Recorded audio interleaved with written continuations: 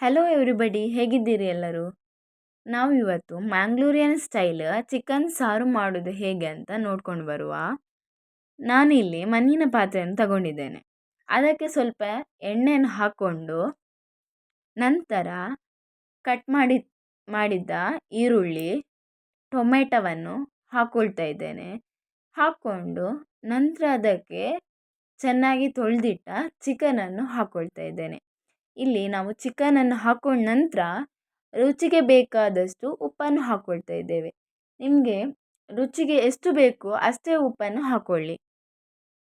ಉಪ್ಪನ್ನು ಹಾಕೊಂಡ ನಂತರ ಟರ್ಮರಿಕ್ ಪೌಡರ್ ಹಾಕ್ಕೊಳ್ಬೇಕು, ಅರಶಿನದ ಹುಡಿಯನ್ನು ಹಾಕ್ಕೊಳ್ಬೇಕು.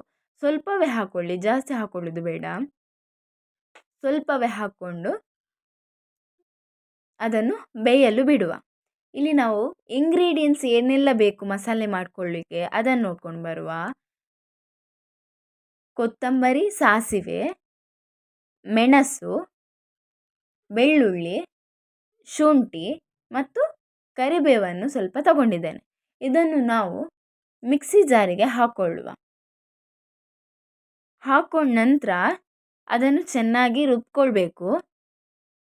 ತುಂಬ ನೈಸಾಗಿ ರುಬ್ಕೊಳ್ಬೇಕು, ಯಾಕಂದರೆ ನಾವಿಲ್ಲಿ ಸಾರು ಮಾಡ್ತಿರೋದಲ್ಲ, ಹಾಗಾಗಿ ಇಲ್ಲಿ ನಮ್ಮ ಮಸಾಲೆ ತುಂಬ ನೈಸಾಗಿ ಬರಬೇಕು.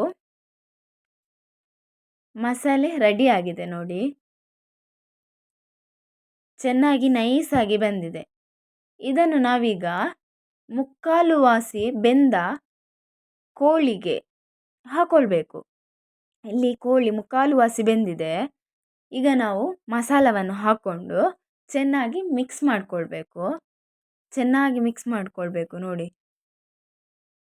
ಚೆನ್ನಾಗಿ ಮಿಕ್ಸ್ ಮಾಡಿಕೊಂಡು ನಂತರ ಕಟ್ ಮಾಡಿಟ್ಟ ಕೊತ್ತಂಬರಿ ಸೊಪ್ಪನ್ನು ಹಾಕ್ಕೊಳ್ಬೇಕು. ಇದು ಚೆನ್ನಾಗಿ ರುಚಿ ಕೊಡ್ತದೆ. ಕೊತ್ತಂಬರಿ ಸೊಪ್ಪನ್ನು ಹಾಕ್ಕೊಂಡು ನಂತರ ಇನ್ನೂ ಸ್ವಲ್ಪ ಅದನ್ನು ಒಂದು 5 ಮಿನಿಟ್ಸ್ ಬೇಯಲು ಬಿಡಬೇಕು. ನಾವು ಈಗ ಮುಚ್ಚಳವನ್ನು ಮುಚ್ಚಿ 5 ಮಿನಿಟ್ಸ್ ಬೇಯಲು ಬಿಡುವ. ಈಗ ನೋಡಿ 5 ಮಿನಿಟ್ಸ್ ಆಗಿದೆ. ಚಿಕನ್ ಚೆನ್ನಾಗಿ ಬೆಂದಿದೆ.